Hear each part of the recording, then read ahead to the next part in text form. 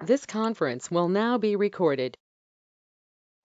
अद्य शनिवासरः अथवा मन्दवासरः भाद्रपद कृष्ण द्वितीया दिनांक 30 सितंबर 2023 चरक सूत्रस्थान अध्याय 9 वैद्य गुण शंखं चक्रं जलौकान्दतमृतघटं चारुदोर्भिश्चतुर्भिः सूक्ष्मस्वच्छातिरुद्यां शुकपरिविलसन् मौलिमं भोजनेत्रं कालाम्भोदोज्ज्वलाङ्गं कटितटविलसच्चारुपीताम्बराढ्यं वन्दे धन्वन्तरिं तं निखिलगदवनप्रौढदावाग्निलीलम् प्रौढदावाग्निलीलम् ब्रह्मणो हि समारब्धाम् आत्रेयाद्येषु पूजिताम् अस्मदाचार्यपर्यन्तां वन्दे गुरुपरम्पराम् आयुर्वेदरतं वन्दे माधवाख्यं महागुरुम् आयुर्वेदामृतं सर्वं शिष्येभ्यो यः प्रदत्तवान् द्रष्टाज्ञानी दृष्टकर्मा कृतकर्मा तथैव च अध्यापको भिषक्श्रेष्ठो महान् संशोधकस्तथा This गुणैरेत conference will now be recorded. गुणैरेतैः समुदितैः यत्कार्यं प्रतनोति सः समृद्ध्यर्थं हि कार्यस्य वयं नु प्रयतामहे सरस्वत्यै नमो यस्याः प्रसादात् पुण्यकर्मभिः बुद्धिदर्पणसङ्क्रान्तं जगदध्यक्षमीक्षते आत्रेयं प्रथमं वन्दे आयुर्वेदजगद्गुरुम् आयुर्वेदामृतं सर्वं गृहीत्वा हि सुरेश्वरात् अग्निवेशादिकेभ्यो यत् प्रयच्छत् मुनिसत्तमः प्रथमं तन्त्रकर्तारम् अग्निवेशं नमाम्यहम्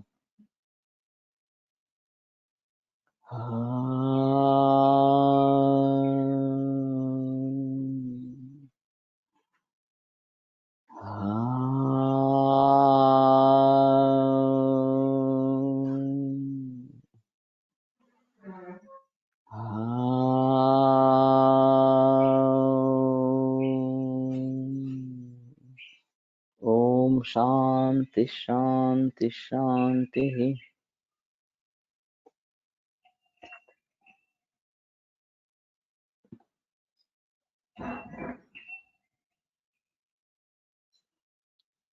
श्रुते पर्यवदातत्वं बहुशः दृष्टकर्मता वाक्यं दाक्षं शौचमिति ज्ञेयं वैद्ये च गुणचतुष्टयम्।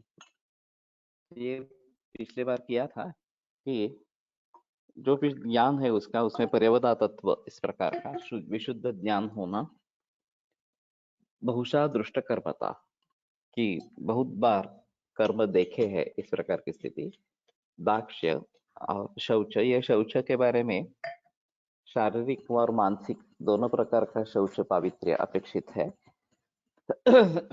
तो उसके जरिए रोगी के हित का ही विचार करे, ये बात स्पष्ट इस प्रकार की होती है। बहुता तत्र योग्यत्वम अनेकविध कल्पना संपच्यते चतुष्कोयम द्रव्याणां गुण उच्यते। तो बहुता बहुमात्रा में भैषज की उपलब्धि, औषध की उपलब्धि, ये पहला बताया गया है। वास्तव में ऐसा है कि अगर बहुत अच्छी दवा है लेकिन बहुत कम मात्रा में मिलती है और सभी के काम में नहीं आ सकती इस प्रकार से, तो फिर मुसीबत वाली बात हो जाती है और फिर उसकी प्राइस काफी बढ़ जाती है, क्योंकि अवेलेबिलिटी अगर कम है तो फिर चंद लोगों के ही काम में आ सकती है इस प्रकार से। इसलिए जो बड़े पैमाने पर उपलब्ध है उन्हीं का प्रयोग अगर हम करते हैं तो ज्यादा अच्छा इस प्रकार का रहेगा। वैसे अभी बरसात के मौसम में काफी इस प्रकार की वनस्पतियां आती है जिनको अब स्टोर कर सकते हैं और फिर पूरे बरस में उसका प्रयोग हो सकता है। और मेरा कहना है कि इस प्रकार से अगर हम दवाइयाँ जो आसानी से उपलब्ध है, सस्ती है और बड़ी मात्रा में उपलब्ध है, उनको प्रचलन में लाने की कोशिश करें। निर्गुंडी आसानी से उपलब्ध है, स्मृतिदा कही गई है। तो अभी जहाँ स्मृति की कमी है या वात विकार है, तो मैं निर्गुंडी का कल्प हमने बना के रखा है और निर्गुंडी आसानी से उपलब्ध भी है। 12 मास उपलब्ध है। मेरे घर पे ही निर्गुंदी का पौधा है इस प्रकार से। तो इस प्रकार से अगर हम अ, जो आसानी से उपलब्ध है, बड़ी मात्रा में उपलब्ध है, उनका प्रयोग करने के लिए सीखेंगे तो ज़्यादा अच्छा इस प्रकार का रहेगा। तत्र योग्यत्वम कि उसमें योग्यता होनी चाहिए। अभी योग्यत्व ये औषध का गुण होना चाहिए या योजक जो है वैद्य है उसका गुण होना चाहिए। ये पटवर्धन मैडम तिलक आयुर्वेद महाविद्यालय में थी संस्कृत पढ़ाने वाली, तो उन्होंने मुद्दा उठाया था और सही मुद्दा है कि योग्यत्व या औषध का गुण होना है या वैद्य का गुण होना है इस प्रकार से। लेकिन वो योग्यता औषध में भी होनी चाहिए, ये एक बात कदाचित हो सकती है कि वैद्य चाहता है कि इस प्रकार का औषध मुझे चाहिए, तो ये इसके लिए योग्य औषध है, इन कंडीशन में काम करने वाला मेडिसिन मुझे चाहिए। तो उसमें अगर ये प्रॉपर्टीज है औषधि में, तो भली भांति उसका प्रयोग हो सकता है। और इसलिए शायद यहाँ औषध का गुण योग्यता इस प्रकार का बताया है। वैसे आयुर्वेद औषधियों का सागर है और हम चुनकर अगर दवाइयों का प्रयोग करते हैं तो ज्यादा बेहतर इस प्रकार का रहेगा। वैसे करने वाले बहुत कम वैद्य है। यहाँ सुहास परसुरे के पिताजी अच्छे वैद्य थे और उनकी खासियत ये थी कि एक बार रुग्ण को देख लिया, फिर उसको बताते कि ठीक है, एक हफ्ते में तुम्हारी दवा तैयार हो जाएगी और तब आके दवा लेके जाना इस प्रकार से। और फिर वो उनके लिए एक ही योग बनाते थे, देते थे इस प्रकार से, चाहे कॉम्बिनेशन भी हो लेकिन एक ही कॉम्बिनेशन पूरे दिन में लेने के लिए वगैरह इस प्रकार से, और उसी से रोगी ठीक हो जाते थे। तो ये काफी सोच समझ कर वो सब बनाते थे इस प्रकार से। तो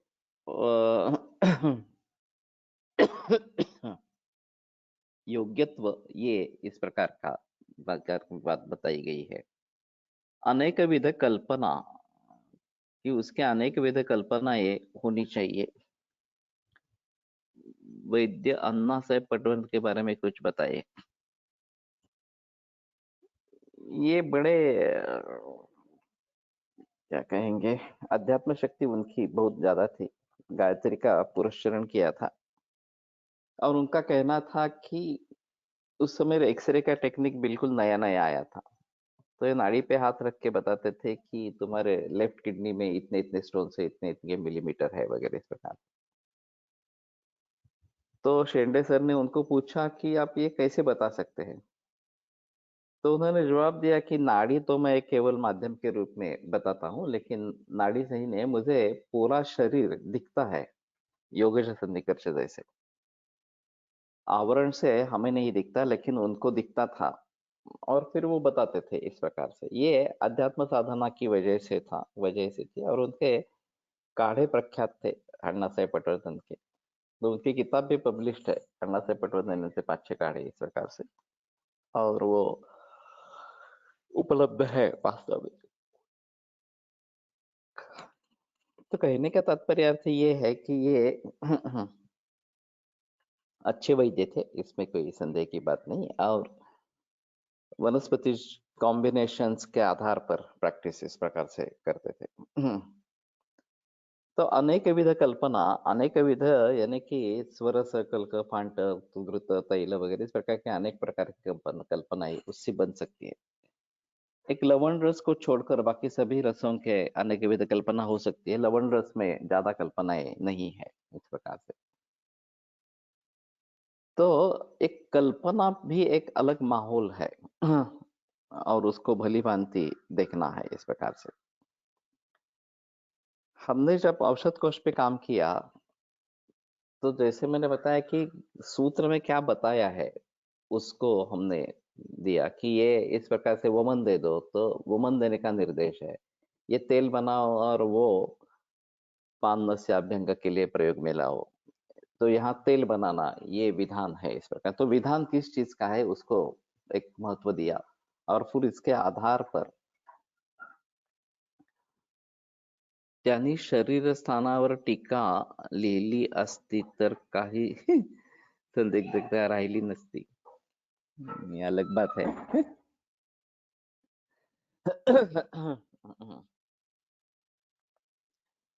अभी जो नहीं है उसके बारे में कुछ नहीं बता सकते इस प्रकार से.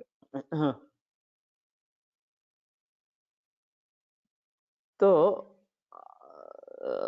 इनकी कल्पना ये तो कल्पना अलग होती है और फिर कल्पना के आधार पर भी सूत्र का निर्देश होता है कि यहाँ पे काढ़े का प्रयोग करो, यहाँ पे घृत का प्रयोग करो, अवलेह करो वगैरह वगैरह इसके आधार पर.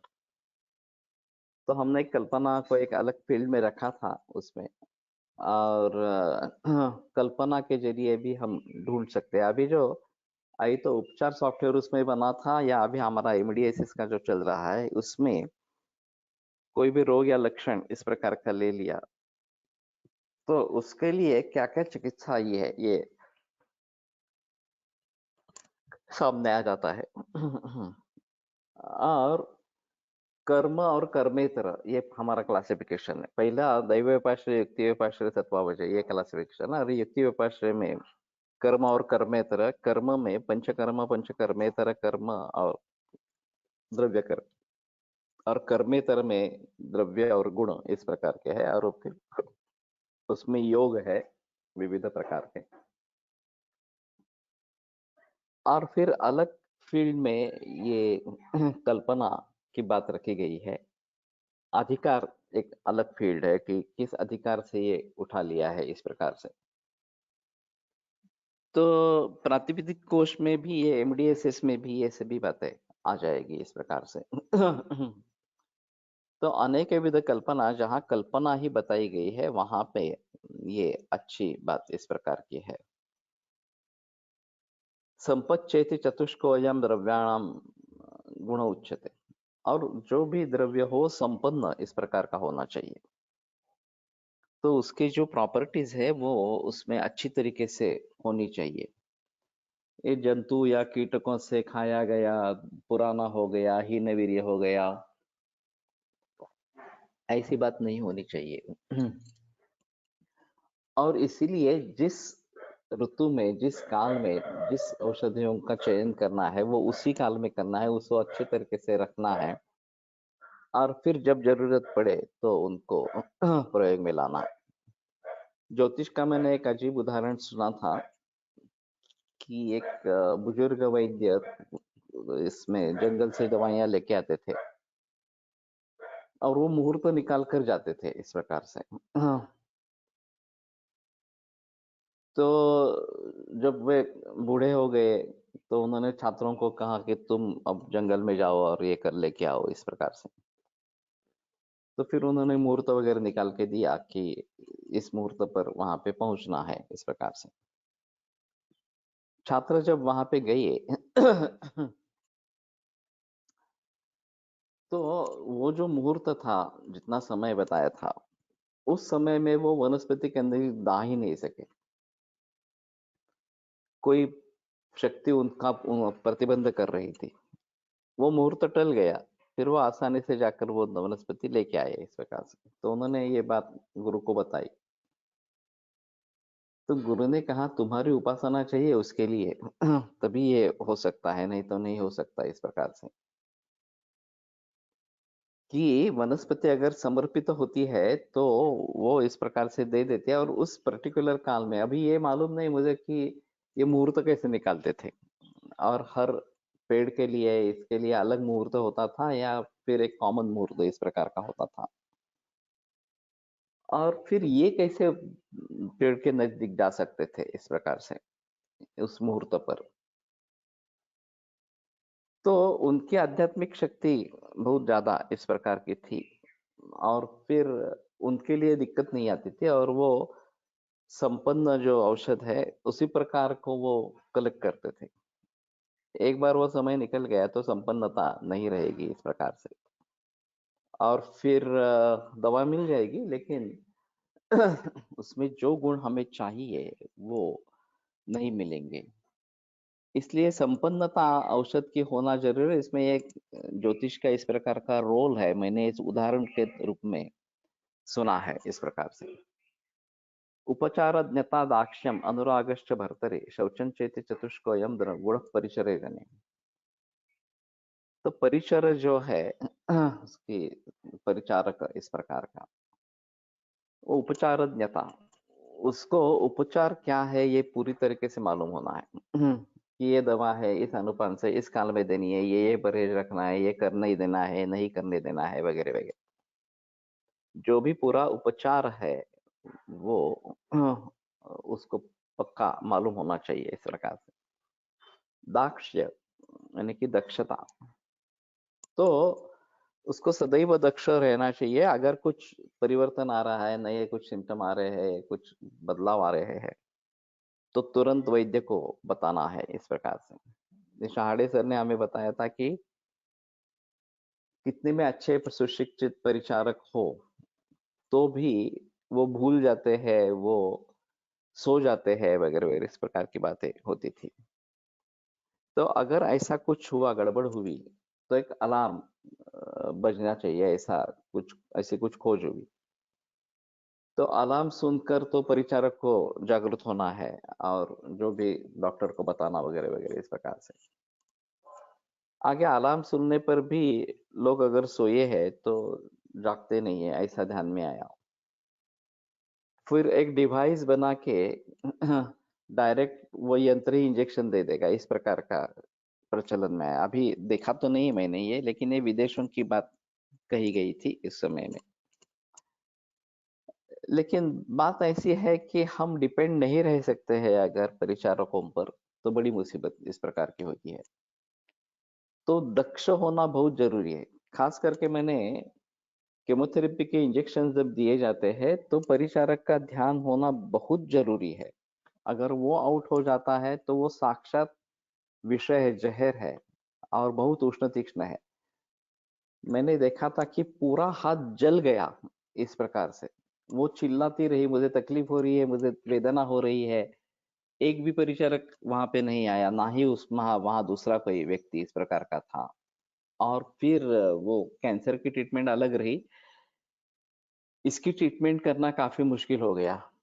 कहते ये तो साक्षात जहर है। और मैंने दो मरीज देखे इस प्रकार के जिनको केमोथेरेपी के इंजेक्शन आउट हो गया, और ये आउट होने पर वहां पे जो रिएक्शन हुई जहां पे आउट हुआ था, वो बिल्कुल जैसे एक बैंगन हम भर्जन करते हैं उस प्रकार का हाथ बन गया था उसका। तो यहाँ तो बहुत ही सजग होना जरूरी है इस प्रकार की स्थिति में। मालूम नहीं डॉक्टर भी कैसे इंस्ट्रक्शन नहीं देते हैं और परिचारक भी कैसे भूल जाते हैं इस प्रकार से। तो ये बिल्कुल बेदरकारी है और इसके लिए शासन होना जरूरी है कि उनको शासन होना बहुत जरूरी इस प्रकार की स्थिति है। अनुरागश्च भर्तरी, और अनुराग होना चाहिए, जो रुग्ण है वो उसके बारे में प्रेम होना चाहिए, तभी हम सजग रहेंगे, तभी हम उसके लिए करते करते रहेंगे। तो वैसे सेवा धर्म परम गहना, सेवा धर्म जो है परम गहन इस प्रकार का, योगे नाम अगम्य इस प्रकार का। एलोपैथी में क्वांटिटी ज्यादा होती है इसलिए क्वालिटी सफर करती है। हो सकता है, लेकिन ये जो उदाहरण है ये भयंकर है। मैंने जो देखा उस व्यक्ति का हाथ,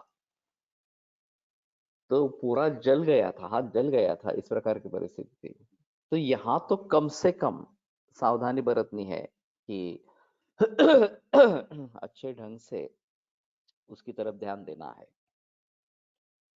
तो अनुराग ये जो बात है, ये ऐसे वैसे नहीं आती, ये मूल रूप से होनी चाहिए।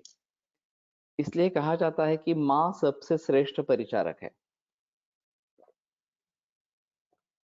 उसके मन में जो भाव होते हैं अपने बेटे बेटी की तरफ, वो कोई समझ नहीं सकता। और वो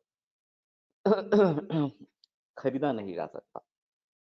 एक शहाड़े ने एक अजीब उदाहरण बताया था। 2 बरस का बालक था, स्ट्रैंगुलेशन हार्निया हो गया था। उस समय सर्जरी प्रगत नहीं हुई थी उसके लिए। तो डॉक्टर ने कहा कि कुछ नहीं कर सकते हैं, यहाँ पे गैंग्रीन हो जाएगा अभी और बच्चे की मौत हो जाएगी। तो माँ ने कहा कि क्या है ये, एक्चुअली हर्निया क्या है? तो उन्होंने कहा ऐसा ऐसे हाथ जो है वो यहाँ से नीचे आ जाता है, वहां पे अटक गया है, वापस नहीं आ रहा, और फिर सर्कुलेशन हैम्पर हो जाता है और फिर वहां पे गैंग्रीन की शुरुआत होती है और फिर ये विष जैसा इस प्रकार का है वगैरह। तो उसने उस बालक को उल्टा पांव से पकड़कर सर नीचे इस प्रकार का पकड़ के रखा। और बालक रो रहा था, उसमें संदेह की बात नहीं थी। लेकिन उसने डट से ये सब किया और फिर 2 घंटे में धीरे धीरे ग्रेविटी के कारण ये सुलझ गया। और बच्चे की जान बच गई। तो डॉक्टर ने कहा मेरे कैसे ध्यान में नहीं आए, जो तुमने सोचा कि इस प्रकार से अगर कुछ कर सकते हैं तो शायद बच्चे के बचने की संभावना है। तो वो बोली मेरा बच्चा है और मैं कैसे उसको इस प्रकार से मरने देती, मुझे जो भी कोशिश करनी है वो करनी ही है इस प्रकार से। मैं ऐसे ही कैसे छोड़ दूंगी इस प्रकार से। तो ये सच्चा लगन, इस सच्ची लगन अगर इस प्रकार के अनुराग है तो ही ये बात हो सकती है, नहीं तो ये बात नहीं हो सकती। इसलिए ये परिचारक में होना चाहिए शौचम चेती, और शौच भी अच्छा इस प्रकार का होना चाहिए। फिर से शारीरिक मानसिक सभी प्रकार का शौच अपेक्षित है। और रुग्ण के हित के बारे में ही सोचना है, ये बहुत आवश्यक है। स्मृतिर्निर्देशकारित्वम् अभिरुत्वम् अथापि च ज्ञापकत्वं च रोगाणाम् आतुरस्य गुणाः स्मृताः।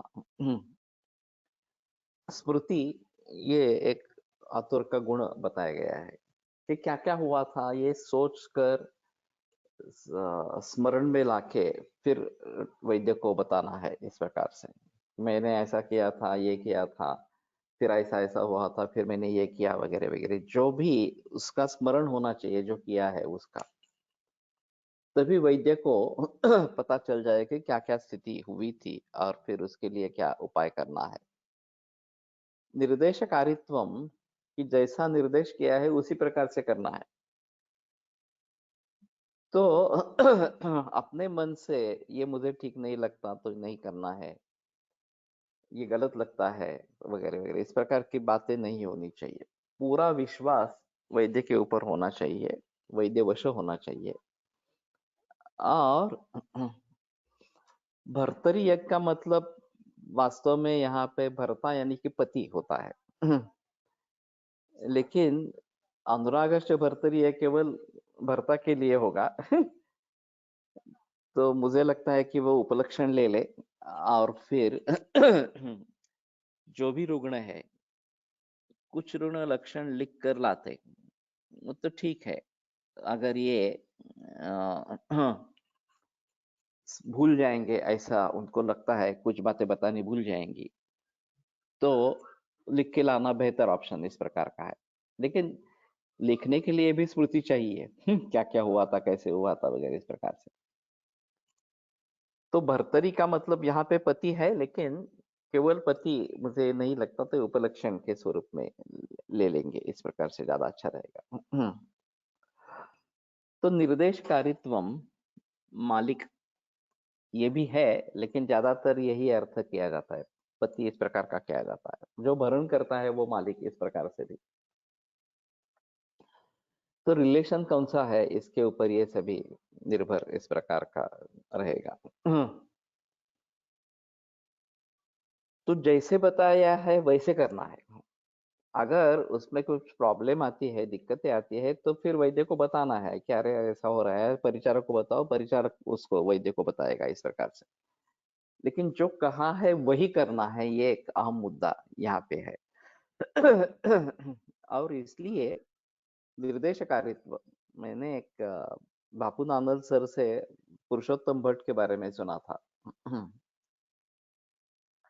या कोलटकर सर से सुना होगा। उनको कामाला हो गई थी और बापू नानल सर ट्रीटमेंट दे रहे थे। तो कोलटकर सर उनको मिलने के लिए गए थे, तो फिर कोलटकर सर ने पूछा कि उन्होंने क्या निदान किया है नानल सर ने। तो भट्ट ने उत्तर दिया कि मुझे मालूम नहीं कुछ, उन्होंने मुझे देख लिया और फिर दवाइयों का प्रबंध किया। दवाइयाँ कौन सी है मुझे भी मालूम नहीं, उन्होंने कहा है कि मुझे विश्राम करने के लिए, तो मैं लेट रहा हूँ। ये निर्देशकारित्व, ये जो बात बताया गया है, जैसा है वैसा ही करना, इस प्रकार से जैसा बताया गया है इस प्रकार से एक अच्छा नमूना। Doctors are always bad patient, ऐसा कहा जाता है, क्योंकि उनमें मन में विकल्प आते रहते हैं कि ये इसने ये इसके बारे में सोचा होगा, क्या नहीं होगा, इस प्रकार से इस दवा से मुझे ये तो प्रॉब्लम नहीं हो जाएगी, वगैरह वगैरह, इस प्रकार से। तो उसको पूरा विश्वास रखना है डॉक्टर के ऊपर, और फिर ये बात इस प्रकार की रहेगी। अभिरुत्वम अथापिच। तो अभिरुत्व होना, ये एक रुग्ण का बताया गया है कि अगर वो भीरू है, लीच लगानी है, और वो बोलता है नहीं नहीं नहीं, मुझे बिल्कुल लीच नहीं लगानी है, मुझे डर है उसका, इस प्रकार से वगैरह वगैरह, तो अच्छा खासा उपाय भी हम नहीं कर पाते हैं उस अवस्था में। इसलिए अभिरुत्व ये भी एक बताई गई है। तो अथापिच, इससे चक्रपाणी ने प्रश्लेष निकाला है कि भीरुत्व भी गुण होता है कभी कभी। अगर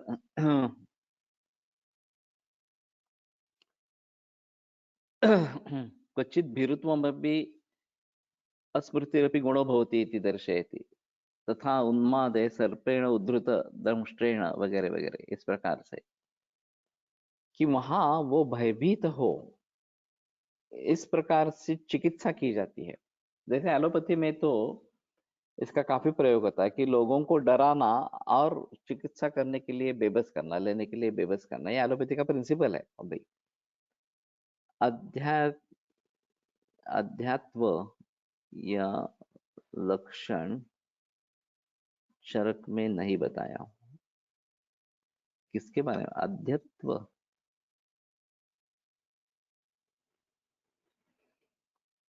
ये समझ नहीं रहा है अध्यत्व क्या है। और किसके बारे में है?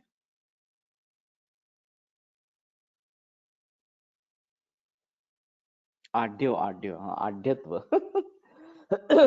ये नहीं बताया, बराबर। आढ़्य रोग बेशक ज्ञापक सत्व मानते। तो ये भेद क्यों आते हैं, ये भी एक सोचने की बात है। चरक का इस प्रकार का सूत्र है, और वाग्भट में उसमें कुछ परिवर्तन इस प्रकार से हुआ है। तो परिवर्तन क्यों हुआ, और दोनों में अगर कुछ मतभेद है इस प्रकार से, दोनों का दोनों के मत ले सकते तो कोई प्रॉब्लम नहीं है, लेकिन एक दूसरे को कॉन्ट्राडिक्ट करते हैं तो मुसीबत इस प्रकार की हो जाएगी, इस प्रकार से।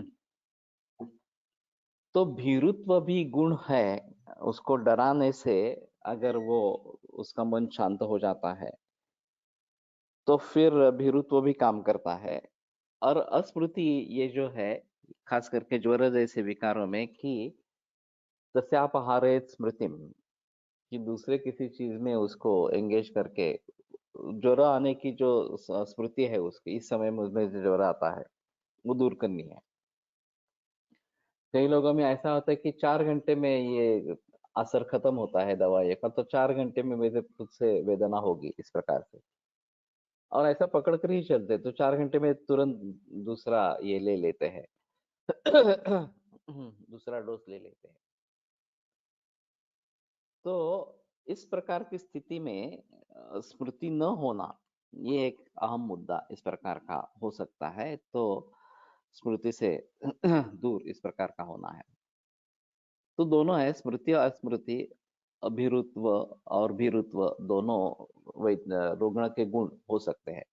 ज्ञापकत्वंच रोगाणाम आतुरस्य गुणास्मृतः. और ज्ञापकत्व जो भी हो रहा है उसको भली भांति समझना और उसी प्रकार से वैद्य को बताना, ये ज्ञापकत्व है. अगर हम कहते हैं कि मुझे कुछ हो रहा है, क्या हो रहा है मालूम नहीं है इस प्रकार से, कससस होतं इस प्रकार, तो वैद्य क्या समझे इससे? ये काफी मुश्किल मामला हो जाता है. वैद्य वेणुमाधव शास्त्री जोशी ने एक केस आयुर्वेद पत्रिका में लिखी थी. उसका शीर्षक था सर्वांगात स्कूटर फिरते. रोगी बता रहा था कि मेरे पूरे बदन में एक स्कूटर घूम रही है, ऐसा मुझे लगता है. अब इससे वैद्य क्या समझे कि स्कूटर घूम रही है, कहाँ स्कूटर, कहाँ शरीर, लेकिन वो सभी को यही बताता रहा. फिर जब वेणुमाधव शास्त्री जोशी के यहाँ आया, पास आया, तो उन्होंने ढूंढ निकाला. ये वास्तव में पुरुष क्षय की केस थी. पुरुषे वायुरंत्राणि सशब्दो वेष्टन्यव कुक्ष भ्रमति अत्यूर्ध्वं वृत्वार्श्वे प्रेषय स्पीडेन वृषम, इस प्रकार का है. तो पुरुष क्षय में वायु इस प्रकार से शरीर में घूमता है और फिर उसको रोगी व्यक्त कर रहा था कि मेरे शरीर में स्कूटर घूम रही है, इस प्रकार से. अब ये कैसे समझे, ये काफी मुश्किल इस प्रकार का मामला है. तो कहने का तात्पर्य है जो है वो बताने वाला इस प्रकार का मरीज होना चाहिए. ये सर के जो मित्र थे लाडू काड़े करके, उनकी एक खासियत थी कि उनको कुछ भी दवा दे दे तो वो तुरंत बताते ये दवा अब पेट में है, ये मस्तक में चली गई है, ये किडनी में चली गई है, इस प्रकार से वो बताते थे. कैसे बताते थे मालूम नहीं. उन्होंने यही बताया कि बस एक ही डोज काफी है, दूसरे डोज लेने की आवश्यकता नहीं है, इस प्रकार से. तो ये बड़ा अजीब माहौल इस प्रकार का था. और इस प्रकार के कोई व्यक्ति अगर है ज्ञापक इस प्रकार से, जो क्या हो रहा है शरीर में, उससे क्या क्या बदलाव आ रहे हैं, ये अगर बता सके तो हमारे लिए अच्छा होगा कि हाँ, तो फिर अभी ये नहीं देना है, ये देना है, वगैरह वगैरह, इस प्रकार से जो भी बातें होगी वो उसमें कर सकते हैं. कारणम षोडश गुणम सिद्धौ पाद चतुष्टयम विज्ञाता शासिता योक्ता प्रधानम विषगत्र. तो स्मृति और ज्ञापकत्व अलग अलग क्यों बताया? स्मृति अच्छी होगी तो ही रुग्ण अच्छी तरह से बयान करेगा. ज्ञापकत्व पहले होगा, फिर स्मृति होगी. उसको पता चलेगा कि ये दवा यहाँ पे जा रही है, ऐसी हो रही है, इस प्रकार से. और फिर उसकी स्मृति होगी कि अरे हाँ, मुझे ऐसा ऐसा हुआ था, महसूस हुआ था, और फिर वो वैद्य को बता पाएगा इस प्रकार से. तो ज्ञापकत्व यानी कि समझना है, और स्मृति उसका एक संस्कार है जो मन में रह गया है, और फिर उसके आधार पर वो बता सकेगा कि इस प्रकार से है. तो ये षोडश गुण कारण सिद्धौ पाद चतुष्टय. पाद चतुष्टय जो षोडश गुण इस प्रकार का है. आगे षोडश कल चिकित्सा इस प्रकार की भी बात की जाती है. ये सिद्धि का कारण है. विज्ञाता शासिता योक्ता प्रधानम विषगत्र. इसमें जानकारी रखने वाला विज्ञाता, शासिता उसके ऊपर शासन करने वाला, उसकी मैनेजमेंट करने वाला, और योक्ता उसको प्रयोग करने लाने वाला, उसका प्रयोग करने वाला, ये भिषक जो है वो प्रधान इस प्रकार का है. तो वैद्य का प्राधान्य इसमें जरूर है इस प्रकार से. तो उसको सभी चीजें मालूम है, कैसे करना है, क्या करना है, अच्छी तरीके से निदान किया है, अच्छे तरीके से चिकित्सा कर रहे हैं, और फिर उसके ऊपर कंट्रोल उसका पूरा है. शासिता शास्ति इति शास्त्रम, ये जो एक बात बताई जाती है. हमारे यहाँ चरक में विमान स्थान 8वें अध्याय में तदपि प्रपद्येत शास्त्रम बहूनि शास्त्राणि पिशचाम प्रचलन्ति लोके. इस प्रकार के बताते हैं। और सुविहित योगक्षेमम वगैरह वगैरह लक्षण वच्च उदाहरण अच्छा तब शास्त्रम, इस प्रकार के वहां पे बहस की गई है। अभी फिलिप का नाम अगर सुना है, व्हाट्सएप में मैसेज घूम रहे थे उसके, और उसका कहना था कि एलोपैथी सिर्फ साइंस है, आयुर्वेद होम्योपैथी है सब स्यूडो साइंस इस प्रकार के है। और गुड़ुची और हरिद्रा लेने से लिवर डैमेज हो गई है इस प्रकार से, और वो खुले आम इस प्रकार की बातें करता रहता था। ना पुणे का एक ओंकार कुलकर्णी नाम का वैद्य उसको चैलेंज दिया। तो ये बात मैंने व्हाट्सएप पे देखी तो मैंने ओंकार कुलकर्णी को फोन किया और मैंने कहा कि ये चैलेंज तुमने क्यों उठाया इस प्रकार से, ये प्रतिनिविष्ट परिषद है और ये आसान नहीं है इस प्रकार से। लेकिन उसने कहा नहीं नहीं मुझे सहन नहीं हुआ कि कुछ भी बक रहा है इस प्रकार से, तो ये उसका प्रतिवाद होना चाहिए। मैंने कहा प्रतिवाद होना चाहिए वो अलग बात है, लेकिन ये प्रतिनिविष्ट है। मैंने उसका 2.5 घंटे का लेक्चर है उसका, मैं 1.25 घंटे तक सुना फिर छोड़ दिया मैंने। और उसकी जो मेथोडोलॉजी है, जिस तरीके से वो बता रहा था वही गलत है, उसके ऊपर हमला करना चाहिए था और हमें एग्रेसिव होना चाहिए था। लेकिन ओंकार डिफेंस में चला गया और फिर उसका नतीजा अच्छा नहीं निकला। ठीक है, जो हुआ इस प्रकार से आगे क्या करना है इसके बारे में। तो मेरा सुझाव यहाँ पे ऐसा है कि मैं अभी संशोधन के बारे में बोल रहा हूँ सुबह और हम भली भांति शास्त्र और साइंस के बारे में चर्चा कर सकेंगे। और मैं आयुर्वेद को शास्त्र बताऊंगा, साइंस नहीं बताऊंगा। क्योंकि क्या है, साइंस की एक अलग अलग परिभाषा आधुनिक शास्त्रों में है और शास्त्र की परिभाषा प्राचीन भारतीय शास्त्र में है। और फिर शास्त्र को साइंस कहेंगे तो मुसीबत आ सकती है, क्योंकि वो उसको अपने तरीके से सोचना आरंभ करते हैं और फिर ये गलत है ये गलत है इस प्रकार का दिखाना आरंभ करते हैं। तो हम डटे रहेंगे कि हमारा शास्त्र है, वो साइंस है नहीं, ये तुम्हें देखना है तो देखो, मेरा हमारा शास्त्र पहले पढ़ो और फिर उसके बाद में उसके बारे में कुछ सोचना है तो सोचो इस प्रकार से। तो साइंस और स्यूडो साइंस में हमें जाना ही नहीं है इस प्रकार से। शास्त्र अशास्त्र के बारे में बता सकते हैं इस प्रकार के। मैंने केस फाइल करके उसका अकाउंट सस्पेंड कर दिया। यह अभी वही मैं बताने वाला था कि डिफेमिंग के लिए उसका मुकदमा चलाया गया और उसके जो सभी सोशल मीडिया के अकाउंट है वो या बंद करवाए गए अभी। तो अच्छी बात है, तो अभी तो ये एक्सप्रेस नहीं हो पाएगा इस प्रकार से। लेकिन वो तो प्रियोराइज माइंडेड है, उसमें कुछ परिवर्तन आने की संभावना नहीं है। सिर्फ ये लोगों को गुमराह कर रहा है, ये हमारे लिए चिंता का विषय है। तो हमें आयुर्वेद एक शास्त्र कैसा है ये लोगों को बताते रहना चाहिए कि ऐसा काकतालीय न्याय से कुछ नहीं हो रहा कि कुछ भी दवा दे दिया और कुछ भी हो गया इस प्रकार से, इस प्रकार की बात नहीं है। मैंने एक अजीब बात देखी थी, जसलोक अस्पताल के प्रमुख, उनकी बड़ी किताब है आयुर्वेद और एलोपैथी इस प्रकार की। और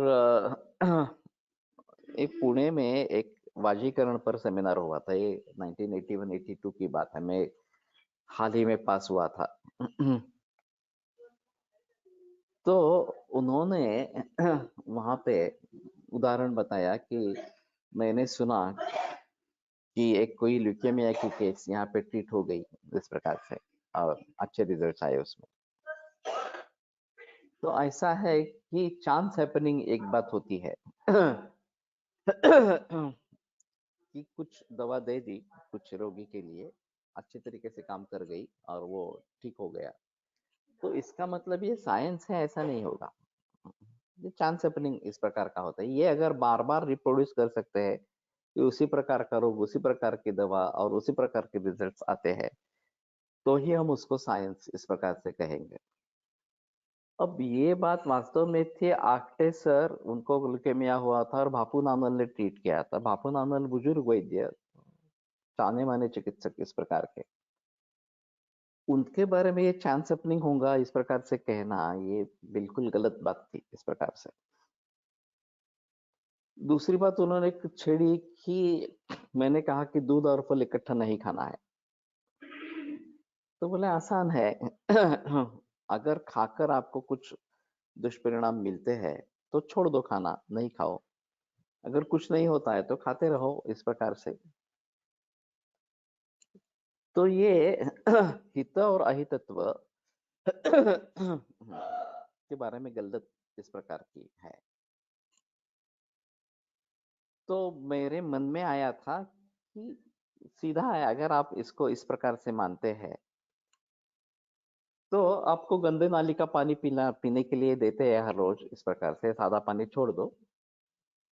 अगर तकलीफ नहीं होती तो पीते रहो, नहीं तो तकलीफ होती है तो बंद करो। इतने जैसा ये हो गया, ये हित और अहित और सात्म्य असात्म्य, इसके बारे में गलत है इसमें। लेकिन वो काफी बुजुर्ग व्यक्ति थे इस प्रकार से, और ये उनका व्याख्यान वैलिडिक्टरी में रखा था, ये भी और अजीब बात थी, उसके ऊपर बोलने के लिए कुछ संबंध इस प्रकार का नहीं था। और उन्होंने पूरे विषय को ही बर्खास्त कर दिया। आप वाजीकरण के ऊपर क्या कर रहे हो इस प्रकार का सेमिनार? वाजीकरण केवल साइकोलॉजिकल है, जो एलोपैथी का मत है उन्होंने वो स्पष्ट किया इस प्रकार से।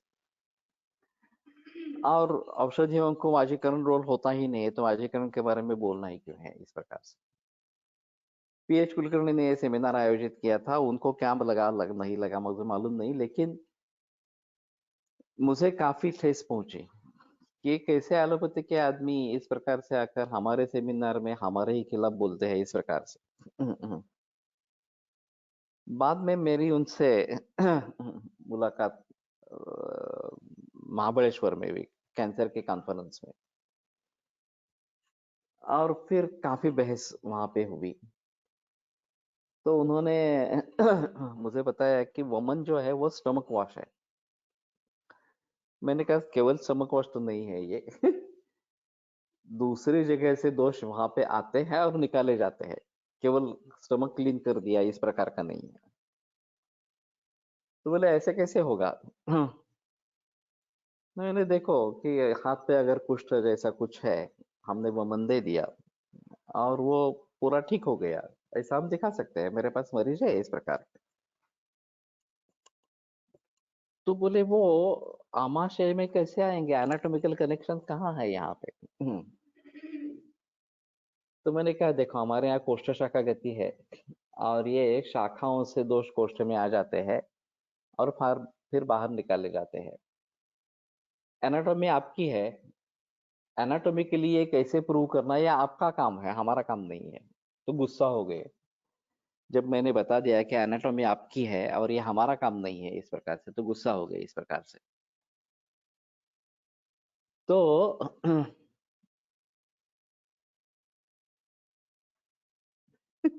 कुछ देशों में पानी की कमी पूरी करने के लिए टॉयलेट के पानी को प्रोसेस करके पीने के प्रयोग में करते हैं, फिर उसको साइंस कहते हैं। तो दूध और फल कॉम्बिनेशन को उन्होंने सातवें असातवें के स्तर पर जांचा इस प्रकार से। तो साथ में है तो कर सकते हो, असात में है तो कर सकते, तुम्हें साथ में असात में की बात नहीं है, यहाँ हित और अहित की बात है, ये अहित है, इसमें संशय नहीं है। व्यायाम स्निग्ध दीप्ताग्नि वयस्थ बलशालीनाम विरोध्य पिचन पीड़ा, ये सातवें बलपंच भोजनम, ये बात जो बताई गई है, व्यायाम स्निग्ध दीप्ताग्नि वगैरह वगैरह कंडीशंस है, तो उनको तकलीफ नहीं होगी। थोड़ी मात्रा में अगर वृद्धान्न सेवन करते हैं तो भी साथ में हो जाएगा, लेकिन ये एक्सेप्शन है। और ये व्यायाम स्निग्ध दीप्ताग्नि वगैरह सभी बातें होनी चाहिए, तभी ये होगा इस प्रकार से। मिलिट्री में इतना बड़ा व्यायाम होता है, इतने जोर से व्यायाम होता है, 4-4 घंटे व्यायाम करवाते हैं। अग्नि इतना प्रबल हो जाता है कि आप कुछ भी खाओ उपज जाता है इस प्रकार से। लेकिन 35 एज में मिलिट्री से रिटायर हो जाते हैं और फिर खाना वही चालू रहता है, व्यायाम बंद हो जाता है, फिर दिक्कतें होने लगती है। जब तक उनका व्यायाम चल रहा था तब तक कोई दिक्कत नहीं आई, लेकिन एक बार व्यायाम छूट गया तो फिर दिक्कतें आने शुरू हो जाती है। फिर उनको पता नहीं चलता, अरे यही खाना मैं पहले खाता तो मुझे कुछ तकलीफ नहीं होती थी, अब क्यों तकलीफ हो रही है इस प्रकार से। तो व्यायाम का अभाव ये यहाँ पे महत्वपूर्ण कारण इस प्रकार का है। तो कहने का तात्पर्य अर्थ ये है कि हमें स्यूडो साइंस क्यों कहा जा रहा है वगैरह वगैरह बारे में, तो उन्हीं के शास्त्र के एलोपैथी में ही जो इस प्रकार की गलत फहमियां है उनको कैसे दूर करेंगे। औषध का इफेक्ट होता है तो साइड इफेक्ट होता ही है, मानकर चलते हैं। अरे आयुर्वेद में भी इफेक्ट होता है, साइड इफेक्ट नहीं होता। ये आयुर्वेद में कैसी बात पॉसिबल होती जाता है। प्रयोग समय व्याधि योन्यम अन्यम उदीरयेत एकम योन्नम न उदीरयेत, इस प्रकार का। नासो विशुद्ध शुद्धस्तु समय ज्ञान कोपे, तो आयुर्वेद हजारों बरस तक ये करता आ रहा है। तुम्हें क्या तकलीफ है इस प्रकार से कि हर मेडिसिन का साइड इफेक्ट होना ही है इस प्रकार से। तो आप डोज प्रॉपर नहीं करते क्योंकि आपका डोज शरीर वेट के ऊपर निर्भर है, और हमारा डोज जो है, प्रमाण जो है औषध का, वो दोष के प्रमाण के ऊपर निर्भर है। दोष का प्रमाण अपथ्य जो चल रहा है उसके ऊपर निर्भर है इस प्रकार से। हमारे यहाँ अनुपान है, हमारे यहाँ काल है, तो इन सभी के जरिए। और औषधों की सिलेक्शन है, सिर्फ एक ही औषध पर डटे रहना है ऐसे नहीं है। अगर कफपित्त प्राधान्य है तो वासा प्रयोग करेंगे, कफवात प्राधान्य है तो कंटकारी करेंगे, वातपित्त प्राधान्य है यष्टिवधु करेंगे, वगैरह वगैरह इस प्रकार से। तो कहने का तात्पर्य अर्थ ये है, हमारे यहाँ रत्नाकर है वास्तव में औषधियों का, और हमें चुनने में काफी मौके है। अनुपान के रूप में काफी मौके है, काल के रूप में काफी मौके है कि आपान काल में प्रयोग करूं, भोजनोत्तर प्रयोग करूं, खाते समय प्राण काल में प्रयोग करूं, वगैरह वगैरह इस प्रकार से। और इसके जरिए आयुर्वेद सेफ है, सुरक्षित इस प्रकार का है, क्योंकि हम जो डिजायर्ड इफेक्ट्स है वो कर लेते हैं, जो अनडिजायर्ड इफेक्ट्स उस औषध के शायद हो उसको दूर रख सकते हैं। और ये बात एलोपैथी में नहीं है। फिर भी एलोपैथी साइंटिफिक है और आयुर्वेद साइंटिफिक है या नहीं है इसके बारे में संदेह है इस प्रकार से। तो अभी मेरी श्रृंखला चल रही है कि मेडिकल रिसर्च के बारे में, हिंदी मराठी में। तो सुबह ऑडियो श्रृंखला जो है वो, तो उसमें मैं ये सब बातें बताना इस प्रकार का चाहता हूँ कि शास्त्र किसको कहेंगे। ये जो रिसर्च चल रहा है ये सभी रिसर्च अच्छे ही है या हमारे भलाई के लिए है या बुराई के लिए है इस प्रकार से। उसका जिस तरीके से प्रयोग शुरू हो जाता है वो रास्ता अच्छा नहीं है, तो उससे फायदा नहीं नुकसान होगा इस प्रकार से। जो अभी हरित क्रांति, डॉक्टर स्वामीनाथन का भी निधन हो गया। तो हरित क्रांति के जनक भारत में उनको कहा जाता है। एक गलत कदम पूरे देश के लिए कितना महंगा साबित होगा, ये उसका अच्छा नमूना है। कि ये हाइब्रिडाइजेशन, केमिकल पेस्टिसाइड्स और फर्टिलाइजर्स का प्रचलन उन्होंने शुरू किया। धवल क्रांति के रूप में जर्सी गाय का प्रचलन उन्होंने शुरू किया इस प्रकार से, और ये कितने पीढ़ियों तक असर कर गया। अरे पूरे विश्व भर में फिर ऑर्गेनिक फार्मिंग की चर्चा चलती आ रही है इस प्रकार से। लेकिन जो साइंटिफिकली प्रूवन इस प्रकार का कहा जाता है वो भी साइंटिफिकली प्रूवन नहीं होता है, तात्कालिक होता है। कोविड-19 का वैक्सीन उन्होंने तो बता दिया है कि इमरजेंसी में उसको अनुमति दे दी गई है। उसके लॉन्ग स्टैंडिंग इफेक्ट क्या है मालूम नहीं, अभी सामने आएंगे सभी इफेक्ट। तो फिर जिन लोगों को ये भुगतना पड़ा उनका क्या है? उनको कोई चारा नहीं है, उनको भुगतना ही पड़ेगा इस प्रकार से। तो ये अजीब बात है, शास्त्र किसको कहेंगे और अशास्त्रीय किसको कहेंगे इस प्रकार से। इसमें काफी पहलू है कि केवल एक तरीके से दृश्य देखकर ये नहीं होगा। जब ये पंडित शिव शर्मा सीसीएम के अध्यक्ष थे, तो उनके सामने एक केस आई थी। कोई एक वैदू जंगल के बीच में बैठता था और पीपल के वृक्षों का पत्तों का काढ़ा बना के पिलाता था लोगों को। सिर्फ बात ये होती थी कि वहां पे जाकर काढ़ा पीना है, मरीज को भी इस प्रकार के। और ये 4-5 किलोमीटर अंदर था, फिर भी भीड़ रहती थी। लोग आते थे, काढ़ा वहां पे पी के चले जाते थे इस प्रकार से। कुछ भी पैसे नहीं लेता था वो। क्या, पीपल के वृक्ष वहीं पे थे, लकड़ी भी वहीं पे होती थी, सिर्फ ये उबालना इतना ही काम होता था इस प्रकार से। तो किसी एक वैद्य ने शिकायत की कि ये लोगों को गुमराह कर रहा है, सभी को एक पीपल का काढ़ा कैसे देते हैं इस प्रकार से वगैरह वगैरह। तो पंडित शर्मा ने जाकर देखा एक्चुअली क्या है इस प्रकार से। और फिर उन्होंने बता दिया कि नहीं, उसको कोई सजा देने की आवश्यकता नहीं है। एक तो ये पैसे नहीं ले रहा बिल्कुल इस प्रकार से। जिनको रिजल्ट्स आ रहे हैं वो आते रहते हैं, दूसरों को बताते रहते हैं। जिनको रिजल्ट्स नहीं आते वो घर पे बैठ जाते हैं कि ठीक है, यहाँ पे कुछ नहीं हुआ इस प्रकार से। और पीपल किन किन रोगों में काम करता है ये हमें कुछ पता है क्या? पता है कितने लोग पीपल का इतने भली भांति इतने लोगों के लिए प्रयोग करके रहते हैं इस प्रकार से। तो हमें पता नहीं है पीपल के वास्तव में कितने कितने गुण इस प्रकार के हैं। और शेंडे सर का तो कहना था ये वृक्षाणाम अश्वत्थो हम, वृक्ष में मैं अश्वत्थ हूँ इस प्रकार के। और फिर उसके आधार पर मुझे शतावरी का प्रयोग करना है। मेरे पास शतावरी नहीं है तो भाई मैं पीपल का पानी दे देता हूँ, शतावरी के लिए पीपल का प्रयोग कर रहा हूँ, क्योंकि ये पीपल सभी वृक्षों में अलग इस प्रकार का है। मैं कृष्ण वहां पे रह रहा हूँ वृक्षों में इस प्रकार से। तो इस तरीके से भी काम हो सकता है। तो उन्होंने बता दिया कि नहीं, हम कुछ एक्शन नहीं लेंगे। जो करना है उसको करने दो इस प्रकार से। भारत सरकार अब एलोपैथी और आयुर्वेद के इंटीग्रेटेड अप्रोच की तरफ चल रही है ताकि दवाओं का ज्यादा इफेक्टिव बन सके और उसकी कॉस्ट कॉस्ट कम हो सके। क्या यह उचित है? ये बहुत संगीन मामला है। एक तो एलोपैथी में बहुत सारे इसके विरोधक है। वो चाहते हैं कि एलोपैथी साइंस है, आयुर्वेद साइंस है ही नहीं इस प्रकार से। तो उसको इस प्रकार से प्रैक्टिस में लाना शायद उनकी आमदनी कम करेगा वगैरह वगैरह इस प्रकार से। तो वो चाहते ही नहीं है कि आयुर्वेद हमारे साथ जुड़ जाए इस प्रकार से। और फिर आयुर्वेद के लोगों के लिए ऐसा है कि हमें क्यों एलोपैथी की सहायता लेनी है इस प्रकार से।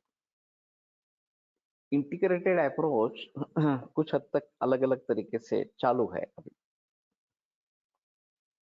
कि एक ही रुग्ण को एक एलोपैथी का डॉक्टर और आयुर्वेद का वैद्य देखे और फिर अपने अपने तरीके से दोनों दवाइयां देते रहे, अच्छा नतीजा निकलेगा ऐसा एक कहा जाता है। और इसका कारण है कि एलोपैथी से सिम्टोमेटिक रिलीफ हो जाएगा और आयुर्वेद से मूल तरीके से रोग मिट जाएगा। तो इन दोनों बातों को ध्यान में रखते हुए कदाचित इंटीग्रेशन काम कर जाएगा इस प्रकार से, ऐसा कहना है।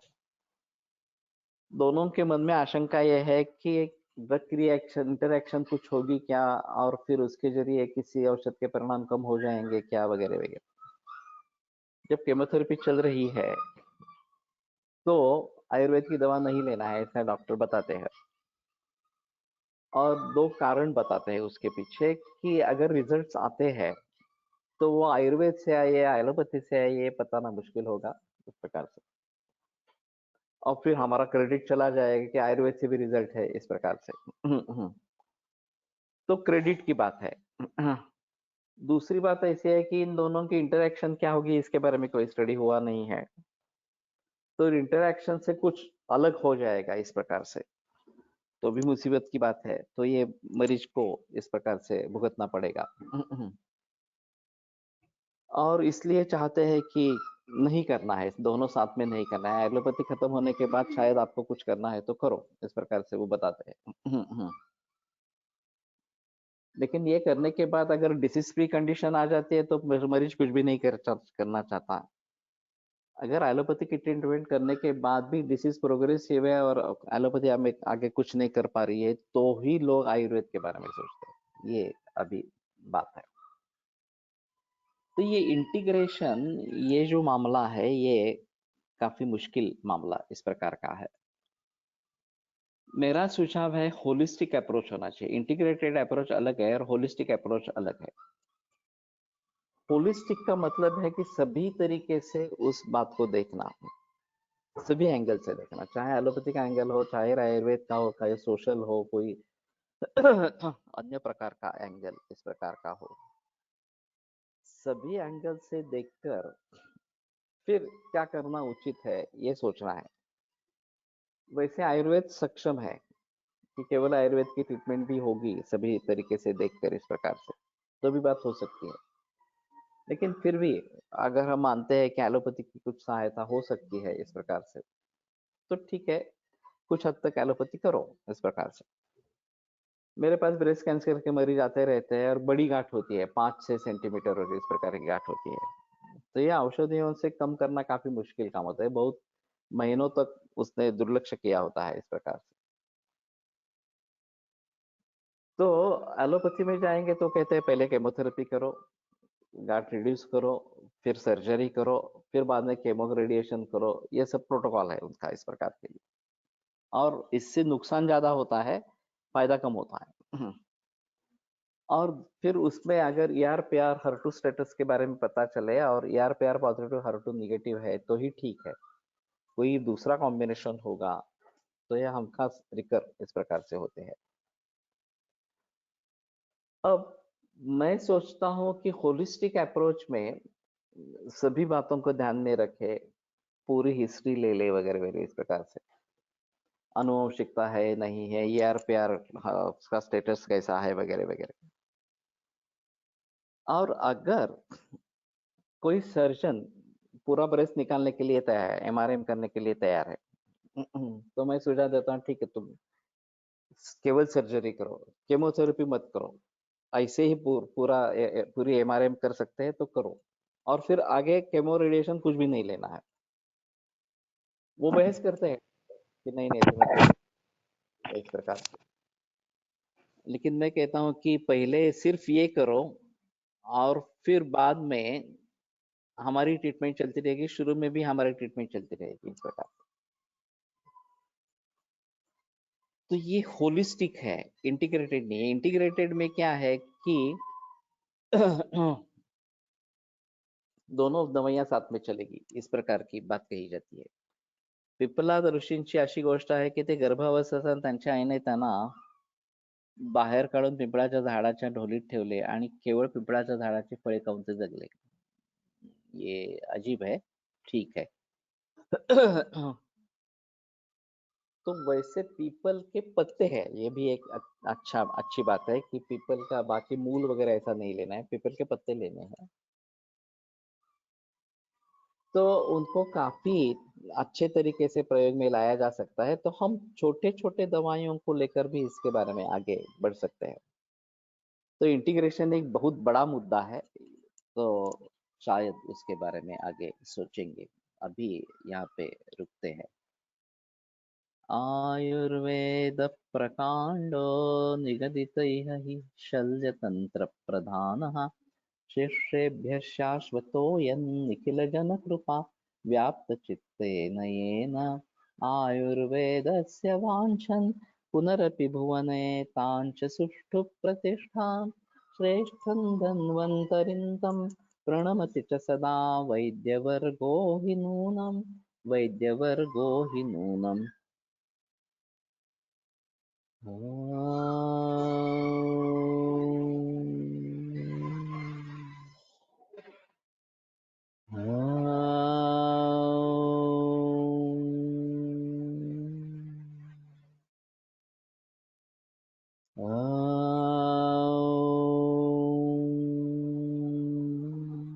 ओम शांति शांति शांति।